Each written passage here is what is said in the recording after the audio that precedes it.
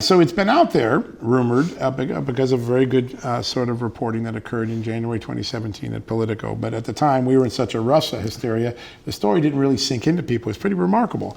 But at that time, they suggested that there was a DNC operative, a paid consultant contractor named Ali Chalupa, who went to the Russia embassy and asked for dirt on Donald Trump, specifically trying to connect Manafort to Russia through Ukraine. And as we know, that successfully became a story in the public domain. Since Politico last reported that 2 years ago, and then it sort of faded away from everyone's memory, some significant events have occurred in Ukraine, some of it through my reporting. In December of last year, one of Ukraine's highest courts ruled that two members of Ukraine's government, the head of the FBI, the NABU, and the head of, or a key member of parliament, member of Congress in our terminology, wrongly and illegally intervened in the US election by leaking documents about Paul Manafort. Ironically, the same information that Politico said that DNC operative was trying to get her hands on. So there's a formal ruling. A foreign power has now admitted some of its members of its government wrongly intervened in the US election. Let's fast forward now. We go back, the Ukraine embassy was sort of silent. Did this really happen, like Politico said? We've never heard from the ambassador in a substantive way. The most he said in 17 and 18 was, I didn't interfere in the election. It's all bogus. So I asked him specifically, did this happen? Did Chalupa really come in? Did she really ask for dirt on Paul Manafort? How'd you react to it? Is there anything else that she did? We learned something new. Beyond what Politico reported, first he confirms it. Yes, Chalupa came in. I didn't even know she was DNC at the time. I thought she was a Ukrainian-American activist. I later learned she was DNC.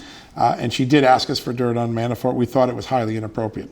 She also asked to get our president, Ukraine's president, then Petro Poroshenko, to come to the United States and make some comments with a reporter trying to fan the flames of this Paul Manafort investigation. And we thought it was inappropriate. We said no. Now, there's a dispute inside the Ukrainian community whether they really said no, because one of the ambassador's top aides says, I did all the research. I went through and I swept all of the Ukrainian intelligence files for all the dirt I had on Donald Trump. Found some good stuff. I didn't feel right as the Ukraine political officer, this guy Teleshenko tells me, to give it to her. I think it would have been illegal. So I gave it to the ambassador and I don't know what happened to it.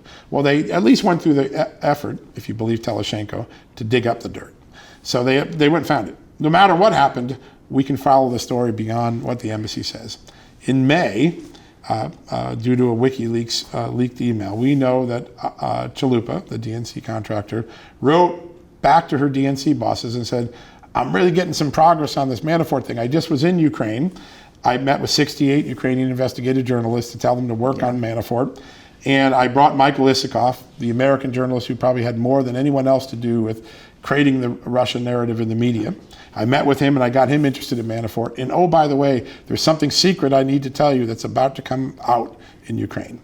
That's May 3rd, she writes that email.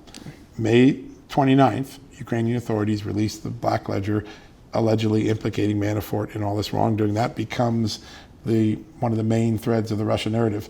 And it is that event, that May 29th release of those documents, that Ukraine's court has now ruled was an illegal intervention in the United States. It seems to suggest that Chalupa seemed to know about this forthcoming event.